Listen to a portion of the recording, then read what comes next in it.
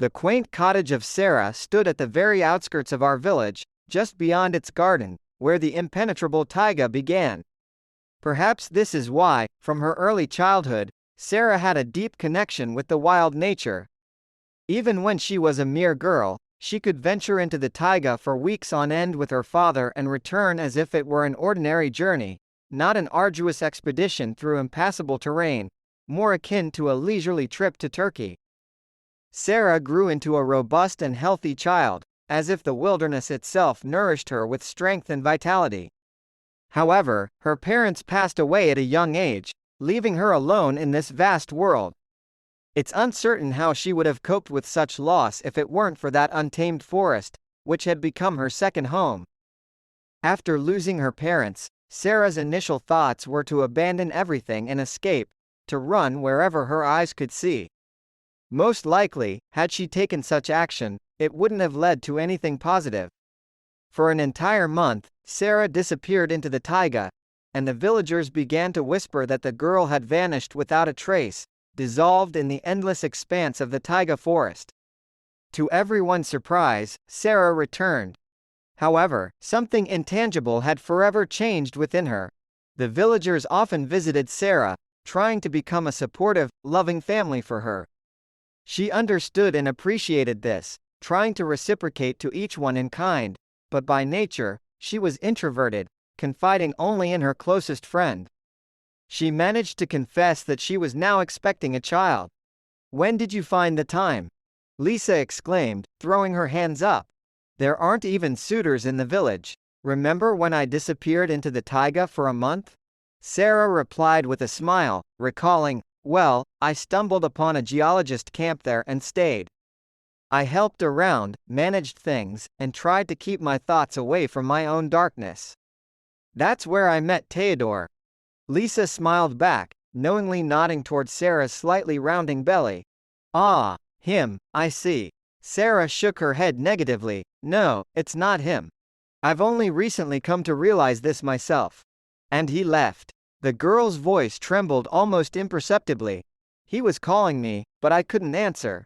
I couldn't leave, even though I wanted to run away my entire life. You see, it turns out I can't do without all of this. It turns out the word, homeland, isn't just an empty sound for me." "Oh, come on. But what about you now, alone with a child?" Lisa persisted. Sarah didn't relent. "Am I alone, though?" she chuckled. "I have Stepanich Viktorovna, and the entire village is trying to look after me. Will we really disappear?" With these words, the two girls joyfully embraced, seeking solace in each other. Soon enough, Sarah became a mother, and a wonderful, healthy girl was born into the world. They named her Yulia. Sarah, true to form, didn't leave Yulia without attention and care. Sometimes she pondered how lucky she was to be born right here in this remote corner of the taiga, where people still held onto their humanity and kindness. Despite Yulia being just a tiny thing, Sarah would take her into the taiga. At first, these were short walks, to acquaint the child with the sounds and aromas of the wilderness from an early age. Yulia spent her first night in the taiga when she had just turned 1. Many were surprised. "What are you thinking, mother? Isn't it risky for a child in the taiga?" Sarah always replied, "I grew up in the taiga myself. How could my daughter be any worse off? The taiga only imparts strength and health to those who truly understand it." On this occasion, Sarah and Yulia were exploring the taiga. Sarah tried to show her daughter all the beauty and mysteries of the place. Suddenly, they heard a mournful howl. The cries were filled with such anguish that Sarah's heart clenched in response to the suffering of the unfortunate creature. She couldn't do anything else but try to help. Many would undoubtedly label Sarah's action as rash and irresponsible, but she had no other choice. Rushing toward the cries, she stumbled upon a she-wolf lying beneath a fir tree. "So, this is who's suffering here," she thought to herself. The she-wolf raised her head at Sarah's approach, but soon lowered it again, letting out another long, mournful howl, as if sensing her impending end. Sarah unfastened the sling and seated Yulia beneath the fir tree, then approached the she-wolf. "Does it hurt, dear?" I see you're trying to be a mother too. I know how hard it is. I've been there. How about I try to help? Sarah said as she sat down next to the she-wolf, speaking in a soothing tone. She placed her hand on the she-wolf's gray fur.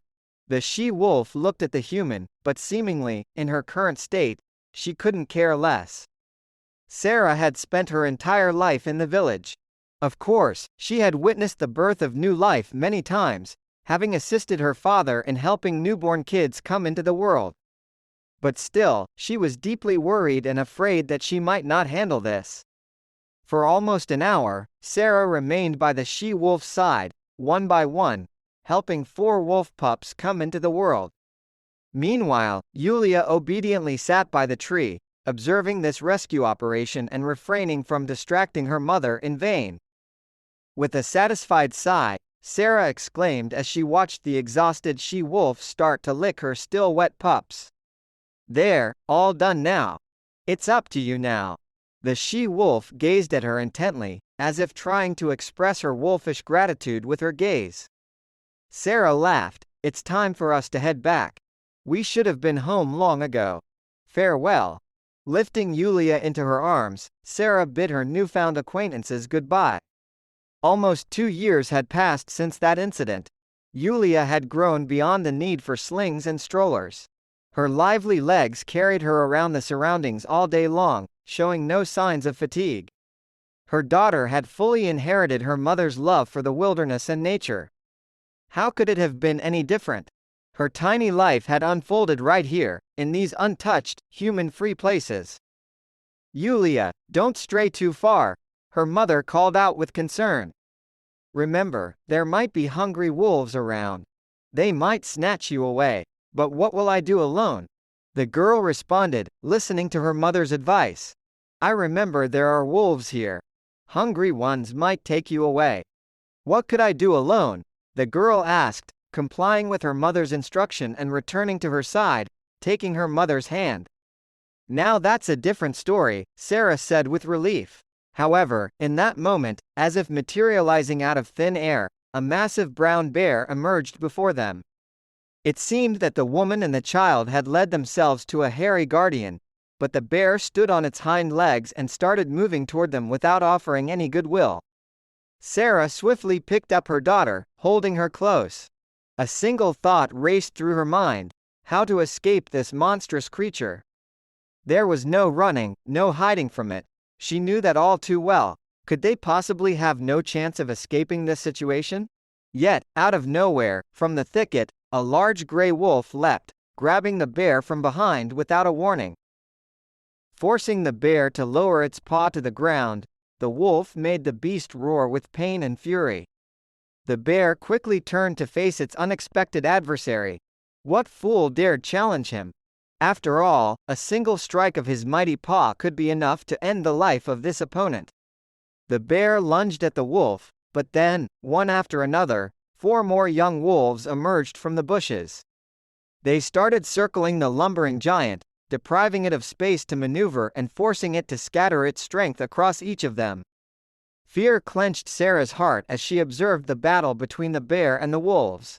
The bear soon realized he couldn't withstand a whole pack of wolves by himself. Seizing the moment, he retreated into the thicket, prompting the young wolves, driven by their fierce blood, to chase after him, while the true master of the taiga remained still, observing for a moment, just as she had done 2 years before. And in that moment, the girl recalled that gaze and understood it all over again.